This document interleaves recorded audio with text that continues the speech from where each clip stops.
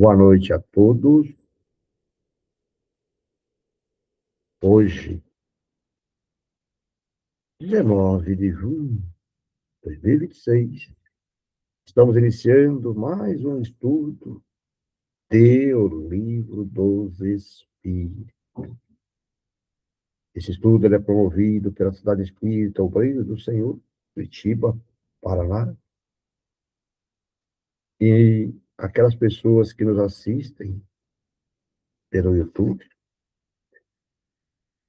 informamos que ele é transmitido ao vivo às sextas-feiras, às 19 horas. E todos aqueles que quiserem participar conosco ao vivo, são todos bem-vindos. Basta adentrar lá no nosso site, www.obreirodosenhor.org, encontrarão lá o link, o caminho lá para fazer as inscrições e receber, assim, e serem adicionados a um grupo de WhatsApp, onde receberão os links dos estudos. E também no nosso site poderão encontrar as playlists dos estudos anteriores, também o playlist dos estudos da Revista Espírita e outros estudos que a casa promove. Bom, nós estamos no estudo 37 da sequência, é importante a gente citar isso, que é um estudo contínuo, então tem outros anos, né? Nós estamos na sequência 2025-26 e hoje nós estudaremos as questões 473 a 488. Essas questões elas estão no capítulo 9, que fala da intervenção dos espíritos no mundo corporal. Hoje nós vamos falar um pouquinho sobre os processos comissionários e a afeição que os espíritos voltam a certas pessoas.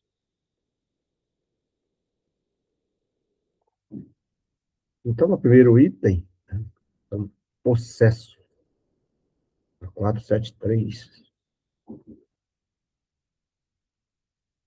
Pode um espírito tomar temporariamente o invólucro corporal de uma pessoa viva?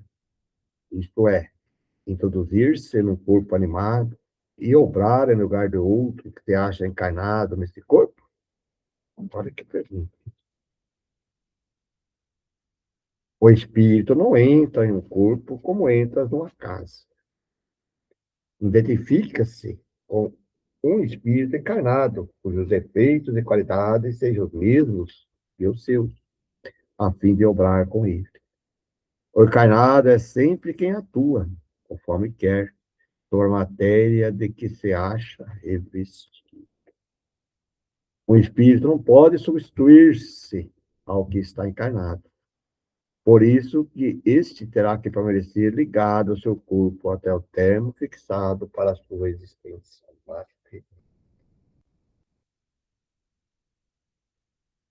Mas aí na pergunta 474, o Kardec vai buscando, né? Entender um pouquinho mais, né? Porque realmente o espírito não pode tomar o nosso corpo, tirar nós aqui do lado do nosso corpo. Mas aí o Kardec formula a pergunta de uma maneira que a interpretação é diferente. Ó. 474. Desde que não há possessão, provavelmente dita, isto é, coabitação de dois espíritos no mesmo corpo, pode a alma ficar na dependência de outro espírito, de modo a se achar subjugada ou subsidiada, ao ponto de sua vontade vir achar-se, de certa maneira, paralisada. Aí mudou um pouquinho a maneira, né? Ele não pode substituir, tirar o outro lado. Mas a pergunta agora é se ele pode ficar na dependência desse espírito, né? E a resposta é bem clara, ó. Sem dúvida. E são esses os verdadeiros processos. Mas é preciso saibas que essa dominação não se efetua nunca sem que aquele que sofre ou consinta, quer por sua fraqueza, quer por desejá-lo. Muitos epiléticos loucos que mais necessitam de médico que de exorcismo têm tido tomados por processos. E aqui, quando, no Livro dos Espíritos, foi a primeira obra, né? Ele não entrou muito em detalhe, mas nós que estudamos aí questão ligada à mediunidade, no nosso curso de Deon, e lá no livro dos médios ele detalha muito mais isso. Então, lá é detalhado todos esses processos, como vai funcionar e tal, né? Então, quando ele fala assim que, por sua vontade, aqui dá para entender que a possessão ela pode ser, por exemplo, consentida e por ser uma coisa, um espírito bom, não pode ser ruim. Por exemplo, quando o espírito, por afinidade, ele quer passar alguma informação importante, né, e tem um médium dele, de confiança, ali, que tem ligação, ele pode assumir o corpo desse médium e passar essa mensagem. Tem um benfeitor utilizando o médium. Então, lá no livro do médium, depois na Gênesis também ele vai, não digamos voltar atrás, ele vai esclarecer mais, chegando na conclusão que ele admite realmente a possessão, que é essa posse do espírito ali, temporariamente. Então, por isso que é importante, às vezes, quando chega no livro do espírito, a gente buscar as outras obras, mas quando sai mais para frente, né? No caso aqui é no livro dos médios, e na própria Gênesis também ele detalha um pouquinho mais para a gente entender, se aprofundar um pouquinho mais. Mas vamos lá um pouquinho mais para frente. E aí o Kardec faz o comentário dele, ó. O vocábulo a possessão, o vocábulo possesso, na sua acepção vulgar, supõe a existência de demônios, isto é, de uma categoria de seres maus por natureza, e a coabitação de um desses seres com a alma de um indivíduo no seu corpo. Porque nesse sentido, pois que nesse sentido não há demônios e que dois espíritos não podem habitar simultaneamente ao mesmo corpo. Não há possessos na conformidade da ideia que essa palavra se acha associada. O termo possesso só se deve admitir como exprimindo a dependência absoluta que uma alma pode achar-se com relação aos espíritos imperfeitos que eu subjugo.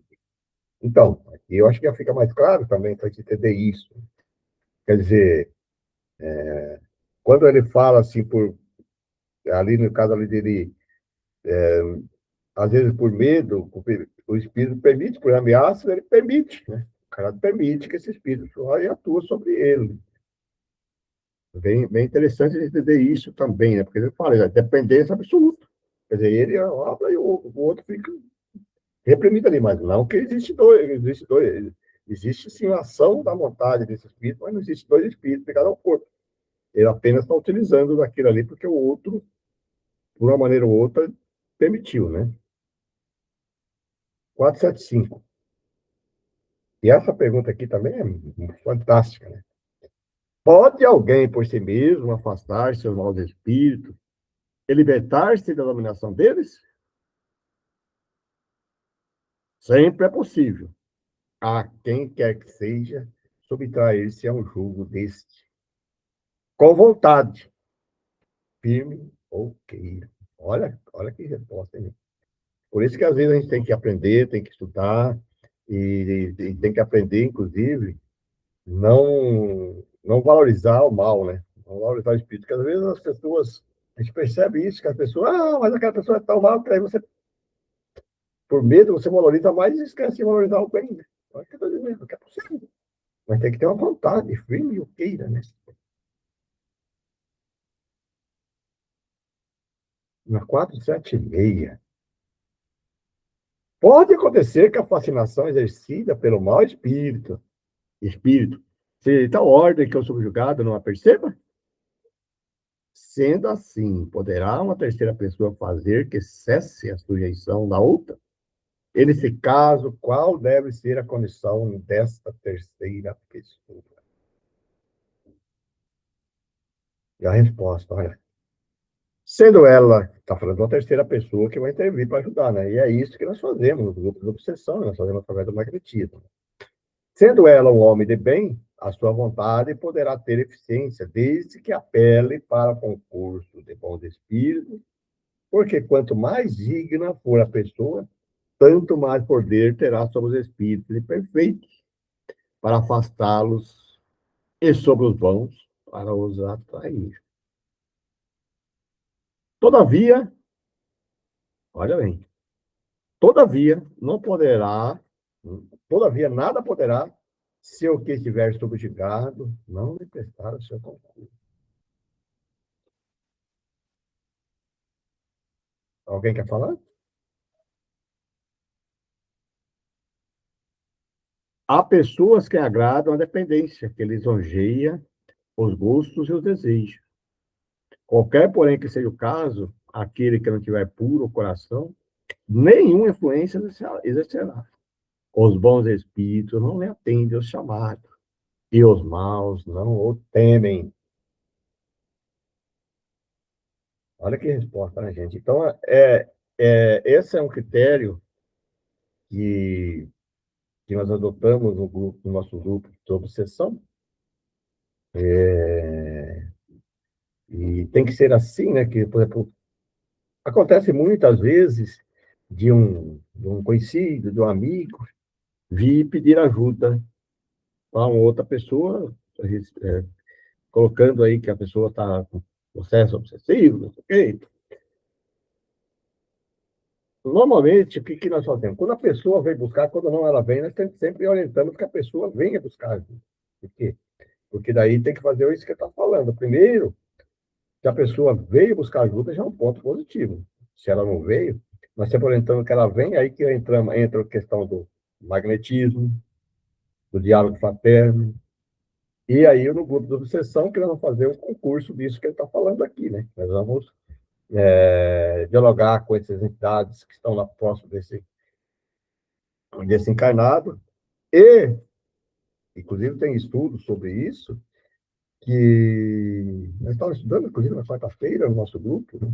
São as questões, uma questão, acho que do livro do Céu e Inferno, e tem também aqui no livro dos Médiuns, na revista Espírita, né, falando que, às vezes, é mais fácil você convencer o espírito do que o encarnado. Então, muitas vezes, nós ajudamos o encarnado. Aquele que estava com o processo de vingança, lá querendo fazer aquele processo, você consegue orientá-lo e afastá-lo. Mas, se você não chegar e alcançar o encarnado, e ele mudar de ideia, o que vai acontecer? Ele vai acabar traindo o outro. Então, por isso a importância dessa orientação de você fazer um trabalho mais completo, no sentido assim, de também chamá-lo ele para a reforma ímpar, para mudanças, diálogo fraterno, magnetismo.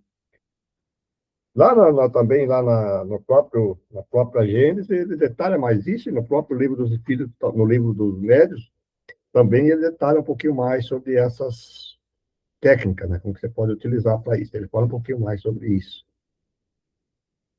E olha aqui, ó, 477. A forma de exorcismo tem qualquer eficácia sobre o mal do espírito?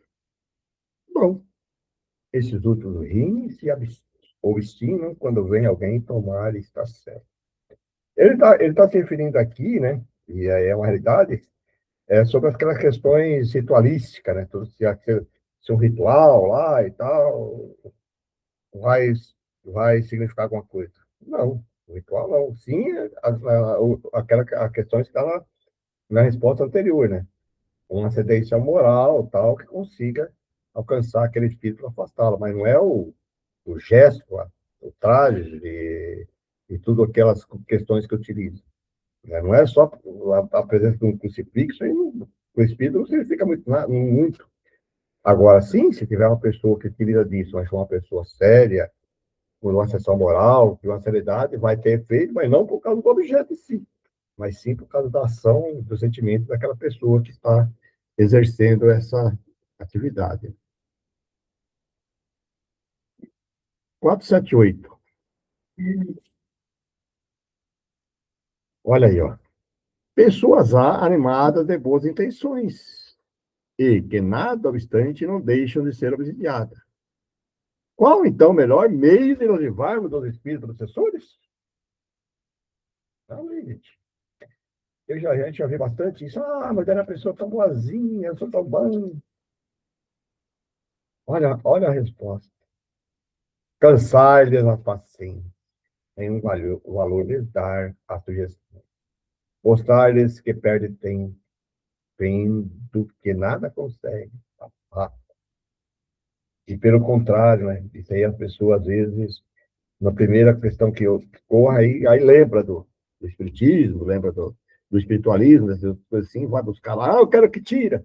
Eu já ouvi muitas pessoas chegar assim, não, eu quero que tira. Não é essa a ideia.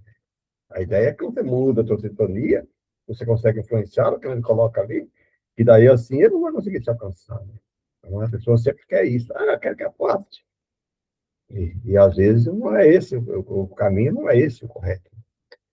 O caminho é você envolvê-lo, ele, orientá-lo, afastar, e ele fala, cansado é você também, vamos lá, meu amigo. Você quer ficar por aí, você fica, mas eu vou lá para você, vou te indicar a casa espírita, que daí ele não vai vendo que ele não está conseguindo nada, né? Ele fica ali porque ele percebe que a gente cai na sintonia dele, cai e fica com medo. Na 479, a prece é meio eficiente para a cura da obsessão? A prece é um todo-poderoso auxílio. Mas, crede, que não basta que alguém murmure algumas palavras para que obtenha o que deseje. Deus assiste os que obram, não os que se limitam a pedir. É, pois, indispensável que o obsidiado faça por sua parte o que se torna necessário para destruir em si mesmo a causa da atração dos espíritos. Então, se você está traindo aquele espírito ali, alguma coisa, algum motivo tem que está permitindo. Né? Então, não adianta estar fazendo a prece, aquelas preces decoradas, às vezes, e tal, isso aqui não é isso aqui. Sim do coração, né, do sentimento, né? E a pessoa buscando identificar o que pode estar causando essa atração, né, desses maus espíritos. Né? 480. Que se deve pensar na expulsão dos demônios mencionada no Evangelho? Depende da interpretação que se lhe dê. Se chamar demônio ao mau espírito que subjugue o indivíduo, desde que se lhe destrua a influência, ele terá sido verdadeiramente expulso.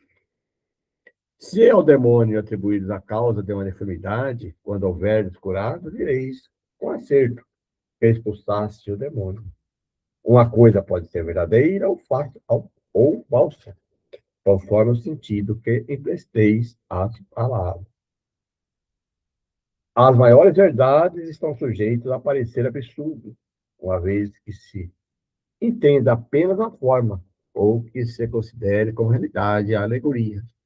Compreendei bem isso, e não esqueçais nunca, pois o que se presta porque se presta a uma aplicação geral.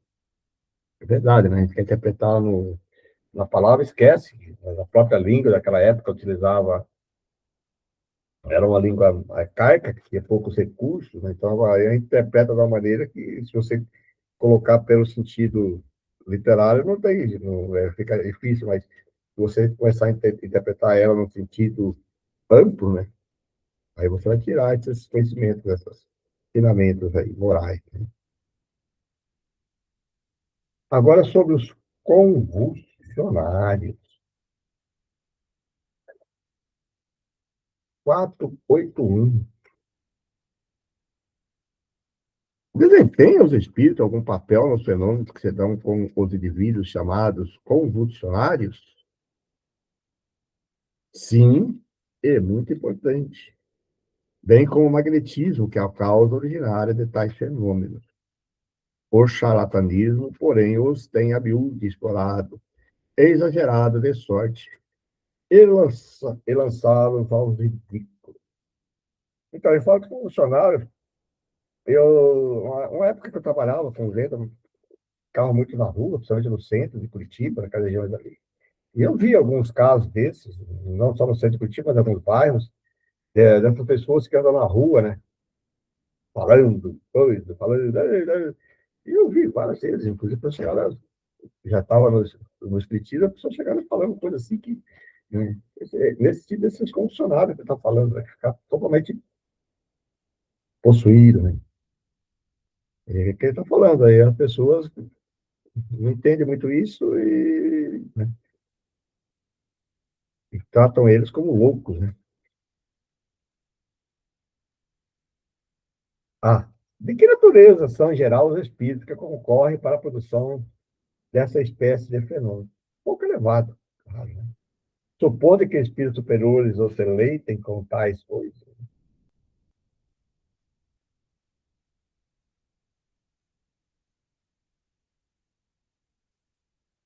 482. Como é que sucede estender-se subitamente a toda uma população em estado anormal dos convulsionários e dos que sofrem de crises nervosas? É feito de simpatia. As, as disposições morais se comunicam muito facilmente em certos casos. Não és tão alheios aos efeitos magnéticos que não compreendas isso. E a parte que alguns espíritos naturalmente tomam no fato por simpatia com os que os provocam. Existe vários aí situações, inclusive na revista Espírita, ele coloca lá do Mordini, né? Onde que era na Suíça, num bairro afastado, uma cidade afastada, né? Da montanha, onde que grande parte da população entrava nessas crises convulsionadas, né? E tem outro, na revista Espírita tem vários casos, ó, das, daquela louca lá de famoso, agora me fugiu o nome. Então, tem várias situações que ele fala sobre isso, que é onde pegava toda uma região. E ele está dizendo que né, o Sacramento está de alguma sintonia aí que eles fazem em conjunto, né? Simpatia, eles provocam efeito de simpatia, por isso que ele disse.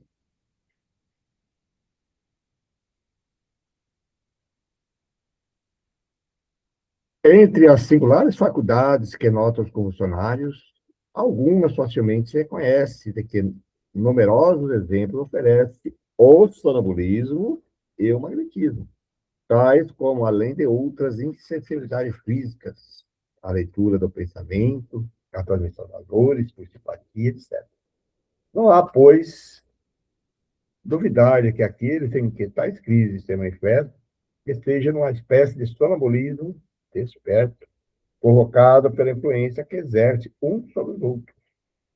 Eles são, ao mesmo tempo, magnetizadores e magnetizados, inconscientemente. Então, existe todo um processo aí que ele é, digamos assim, acentuado a interação dos espíritos junto, né? Então, acontece, mas aí ele está colocando como sonambulismo, né? Estudando, né? Que é aquela questão que ele entra nesse estado, nessa alteração, né? Essa expansão, né? Na 483. Qual a causa da insensibilidade física que se observa em alguns funcionários, assim como em outros indivíduos submetidos às mais altosas torturas?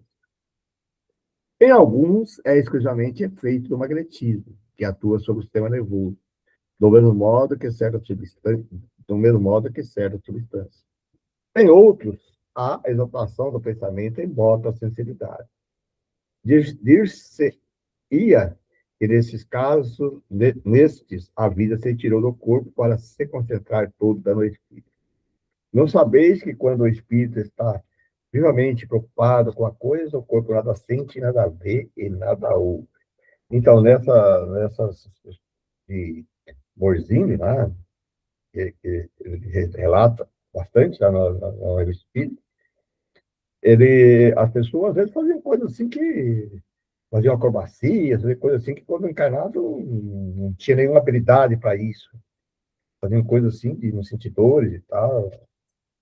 Inclusive, depois o Kardec esteve lá, ele foi ver o Kardec em loco, ele foi visitar lá. E as pessoas que melhoraram foram através de um magnetizador, né? Porque a pessoa fazia exercício, fazia de tudo e não conseguia nada de resultado.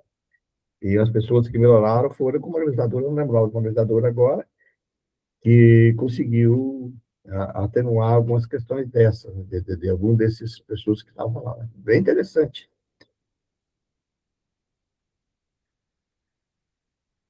Aí o Kardec comenta. A exaltação fanática e os entusiasmos proporcionaram em casos de suplícios múltiplos exemplos de uma calma e de um sangue frio que não seriam capazes de triunfar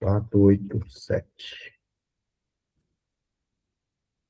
Dentre os nossos males, de que natureza são os de que mais se afligem os espíritos por nossa causa? Serão os males físicos ou os morais? O vosso egoísmo e a dureza dos vossos corações. Daí decorre tudo mais. Riem-se de todos esses males imaginários que nascem do orgulho e da ambição. Rejubilam com os que redundam na abreviação do tempo das vossas. Egoísmo.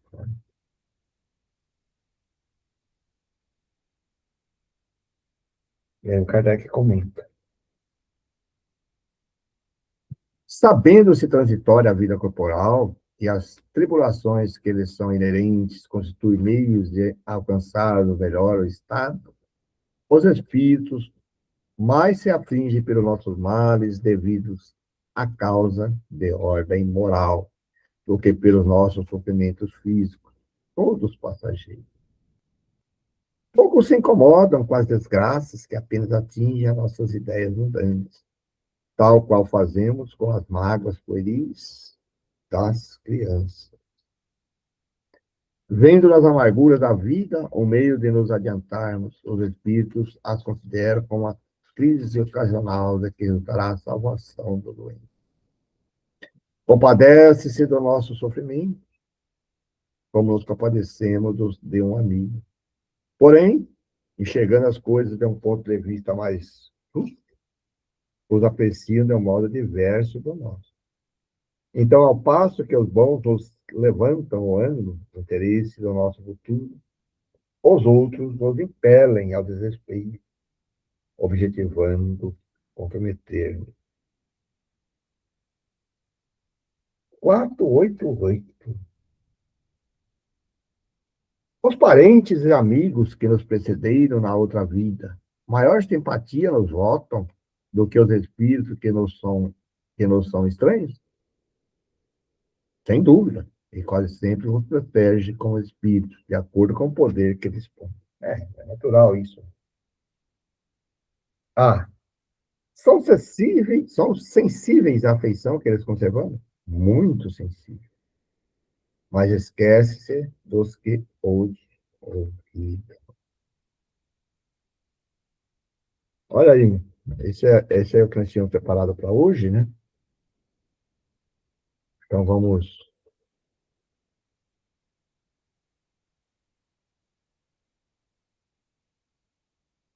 abrir agora para os comentários, né?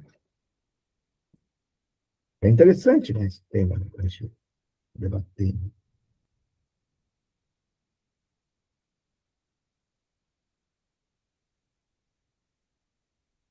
Ninguém?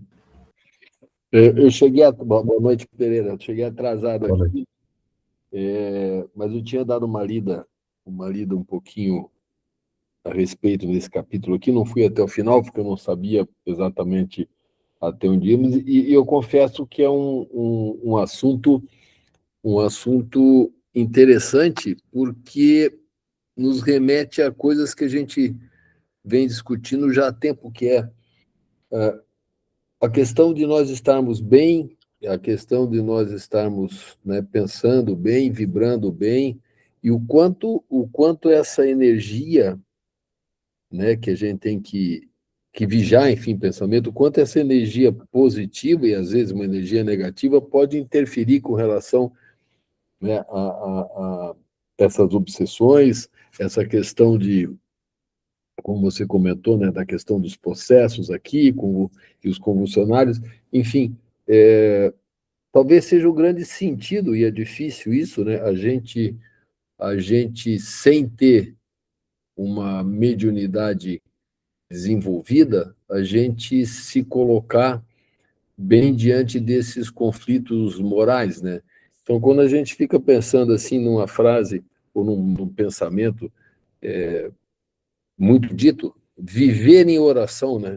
Viver em oração parece uma situação muito pesada. Nossa, vou viver orando, pedindo, mas não é isso, né? O viver em oração que a gente tem que imaginar, é você passar, né, a maior parte possível do teu dia fazendo bem, praticando bem, pensando em coisas boas, vibrando positivamente, e essas atitudes vão trazendo, né, um ganho de elevação moral, atraindo boas energias, bons espíritos, e a gente segue um caminho mais fácil do que a gente ficar pensando sempre em coisas ruins e viver com amargura, a questão do orgulho, da inveja, nessas coisas todas, que vai atrair certamente outra energia e outras companhias, né? É importante você colocou da maneira que você colocou, e a palavra oração também tem que ser entendida, né? Porque orar é ação, né? Assim, Oração, você tem que ter ação, né? Quando tiver ação, o que basta você querer, ele deixa bem claro lá no texto. Ele fala da oração, mas não é aquela. Você pegar a palavra. É, alguns pegam lá e rezar lá o Pai Nosso, não sei o quê, ou as Ave Marias, aqui ficar rezando ali. Aí verdade. não. E chega uma hora a gente vê como assim, o que eu fiz para Deus para merecer isso? Não, não foi para Deus que você fez, foi para você mesmo. Né? De repente, a gente tem que pensar, tem umas coisas engraçadas assim, mas enfim. E Por isso que essa a pergunta. vigilância, que é a vigilância constante que a gente tem que ter, né? E dá, lá no Evangelho tá, né? Orai e vigiai, vigiai e orai, quer dizer, é o nosso dia, é o nosso dia a dia, e dentro do que a gente entende como oração, como prece, se ela vem de dentro, se ela vem do coração, se ela vem trazendo, né, sempre um pensamento positivo, isso traz bons fluidos, boas energias, a gente acaba contagiando não só a gente, mas os próximos também, né? Os próximos encarnados e os próximos desencarnados, enfim. Você sabe que um dia eu fiz um crítico uma vez sobre a questão da orientação sobre o Evangelho no lar, né? Agora já pararam de falar muito isso. Então as pessoas colocavam assim, e defendiam isso, que o Evangelho no lar tinha que ser naquele dia, por exemplo, tem que ser toda sexta-feira, todo sábado, às 8 horas, lá, não sei. A pessoa falava isso, uma coisa tão rígida, né? Que naquele dia, não importa que você tem que chegar lá e fazer, né? E aí algumas pessoas, às vezes, chegavam naquele dia que tem evangelho no lugar, uma visita, ou a pessoa falou que tinha que buscar uma pessoa que ia chegar no aeroporto, no lugar, coisa assim, não, não foi porque eu tinha evangelho no lugar e tal. Aí eu fiquei pensando assim, mas é um conceito totalmente errado, eu não concordo com isso. O Evangelho no ar, eu vou naquele conceito que você colocou ali agora, e o que eu tenho, ele tem que ser colocado no dia a dia. O Evangelho no Sim. lar é as atuações perante o dia a dia. Não adianta nada. Aí a pessoa ainda ficava criticando, né? Ah, porque meu marido, que meu filho. Eu acabo dizendo assim, a coisa está errada. Se você. Eu lembro do exemplo do final do pai, da mãe, não era espírita, não, católico lá e tal, daquele coisa assim. Então ele tinha uma coisa assim, que no domingo, fazia um almoço de domingo, chamavam as pessoas, todo mundo via os filhos, jantavam naquela mesa grande, fazia diferente ali, um frango assado, uma coisa diferente. E sempre, antes de começar aquele almoço, fazia uma oração e tal, pegava. Então, eu até orientei as pessoas, falando, sabe o que você tem que fazer? É o seguinte, eu acho que é importantíssimo reunir, esse é o conceito meu do Evangelho no Lar, né? Reunir uma vez por semana para vocês conversarem sobre as situações religiosas e moral. E aí você coloca um atrativo, fala assim, gente, vamos comer uma pizza junto? Ah, mas eu não posso na sexta. Bom, você pode no sábado, 8 horas? Então tá bom para você? Não, olha, não esqueça, ó, sábado, domingo, sei lá, um dia. Vamos fazer. E naquele dia, ler o Evangelho, ler e tal, e fazer uma conversa. Esse, para mim, é o melhor sentido, né? Mas só que o Evangelho ele tem que ser. E o texto aqui, a gente entende bem isso também, no Canotrato dos processos obsessivos, ele tem que ser cotidiano, ele tem que ser no dia a dia. Né? Uhum. Então, às vezes, eles colocavam umas coisas assim e as pessoas seguiam a risca isso. Não, eu não. Se não tem que fazer, que daí eu tenho. Chegou lá alguém, eu não fiz. Pô, eu não atendi a pessoa. Onde é que está o evangelho no lar, né?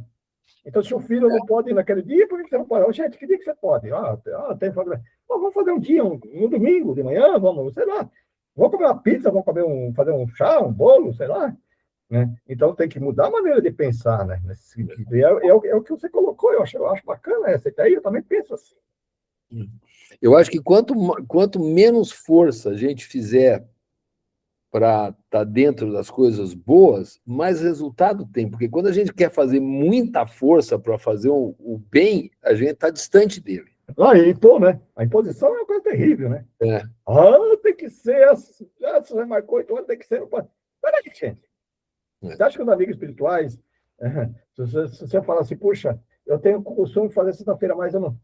Você acha que eles não sabem? Ah, porque os espíritos. Não, vamos ser realmente um pouquinho mais aberta, né, gente? Que coisa, né? Quer dizer que daí. E adianta você fazer lá de Belgrado e depois ficar falando para todo mundo, né? Ah, porque não tem que. Minha filha, meu filho, meu irmão, meu tio. Não, para com essa história, né? Faça alguma coisa para unir com a família, né? Fazer um dia, marcar um dia para jantar junto, almoçar e conversar um pouquinho nesse dia sobre as questões morais, né? Sobre as questões do dia a dia, né? Como é que você está? Esse que é o verdadeiro evangelho no lar, né? Preocupação com as pessoas. E eu acho que assim tem que ser, né? Sim, No trato dos processos obsessivos também tem que ser nesse sentido, né? Tem que ser uma coisa sim. cotidiana, né? Dia a dia, que você colocou. É, isso. Que bom que o nosso pensamento convergiu, você viu? É isso. Não, é que às vezes a gente vê algumas conversas assim que você fica assim, e às vezes quando você critica, a pessoa vai, ué, mas você conta que vem a orientação lá do fulano, eu sou contra que para mim não faz sentido. Para mim não faz, não faz sentido moral, lógico nenhum. A próprio sentido da palavra do evangelho, né? Não faz sentido isso, né? O evangelho do lar tem que ser uma coisa muito mais ampla, né? E eu acho importante, sim, escolher um dia, né? Eu acho. Não, né? Mas não que também tem um dia especial. Pô, você marca antes e fala, "Ô, gente, então vamos fazer, né? Não dá nesse sexta, vamos fazer no sábado, vamos fazer no domingo, sei lá. Mas tentar fazer essa, troca de ideias, troca de pensamentos, conhecer, né? E eu penso assim, como não tem a necessidade de seguir um rito, essa questão do evangelho, é, eu fico pensando assim, às vezes comigo, que não precisaria nem estar ali lendo, assim, conversando, trazendo o assunto, às vezes não precisa nem ser você pode estar com um grupo de familiares numa mesa de um restaurante, conversando um pouco, e ali você consegue trocar, você consegue conversar as coisas, numa viagem, num carro, conversando com familiares, com amigos, você consegue fazer isso, é só você está aberto, você está vibrando positivamente, você está pensando nas coisas boas, né? Isso atrai energia boa. Eu acho que dá para ser, não precisaria ter um local, aquele local, aquela mesa, aquela coisa. A gente expande isso, né? São muitas Perfeito. piadas do meu pai, então vamos nessa. Não, você está perfeito. Eu também concordo com você. Não precisa ser necessariamente na tua casa, né? Você pode chegar e falar, gente, vamos no restaurante. E chegar naquele restaurante, você fala, vamos fazer uma oração, né? Sim, Discreta ali, uma oração espontânea, sem ficar aquela coisa de ritualística, de coisa assim. Não, vamos agradecer a Deus por nós estarmos nesse momento junto aqui. E que você falou uma conversa, um diálogo fraterno. Como é que foi? Como é que você está? Como é que foi a semana? Isso para mim que é o evangelho no ar, né? Botar preocupação. Pô, a como é que eu posso te preocupação, ajudar, né? a Eu acho que preocupação falta isso. com... As pessoas. Perfeito. Muito bom. Isabela quer falar, Isabela. Fala, Isabela.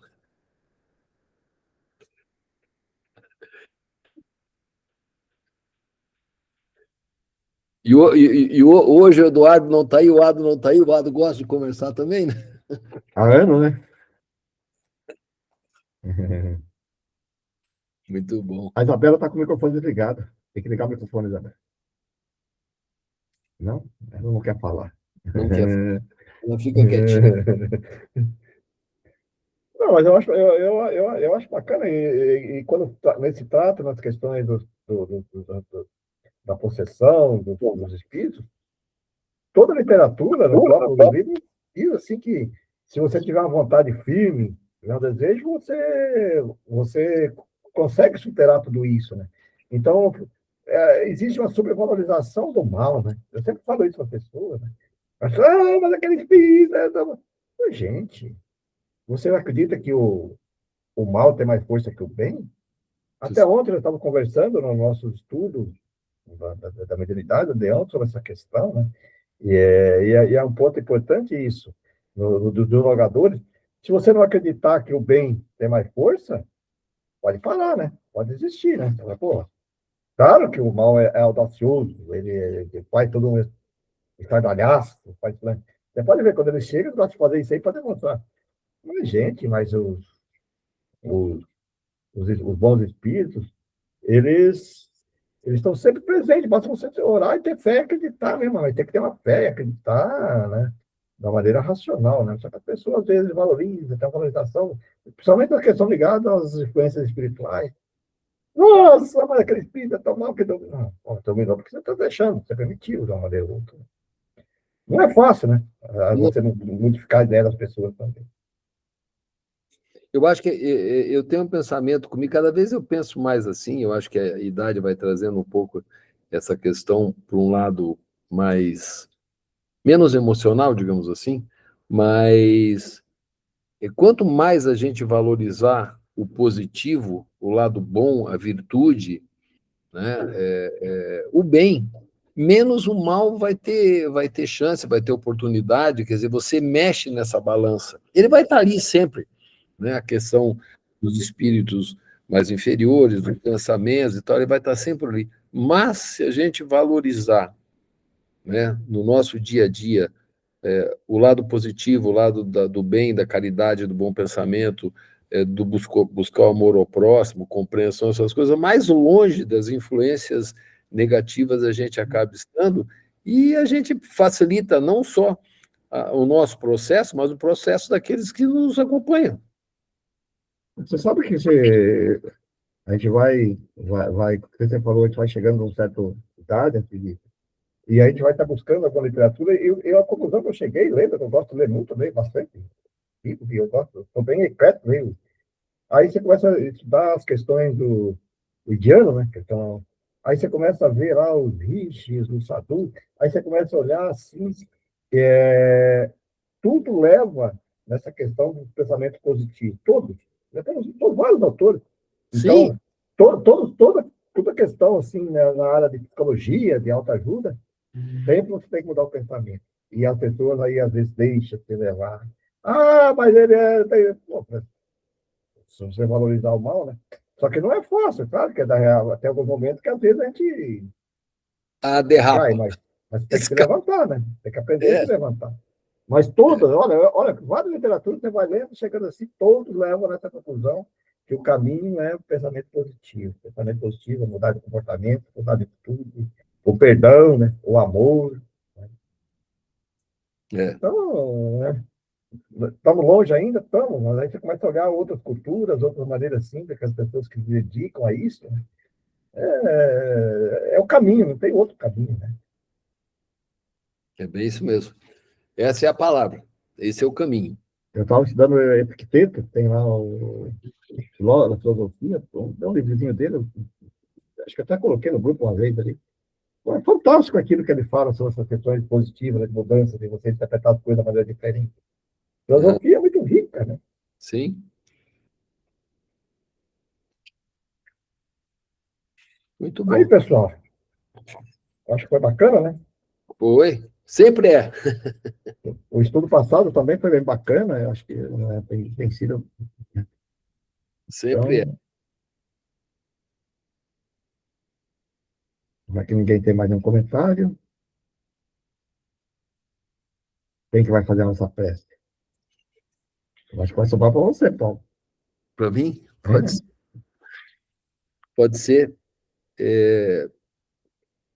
Vamos reservar, então, esses momentos finais da nossa reunião para que a gente agradeça por mais esse dia, agradecer a Deus por mais essa oportunidade de estarmos aqui reunidos, né? Esses amigos que se reúnem para estudar o livro dos Espíritos, agradecer a Jesus por iluminar o nosso caminho, aos nossos mentores, nossos anjos da guarda, né, por nos acompanharem, e a todos aqueles que, não encarnados, também participam, né, dessa reunião, desse aprendizado e dessa evolução.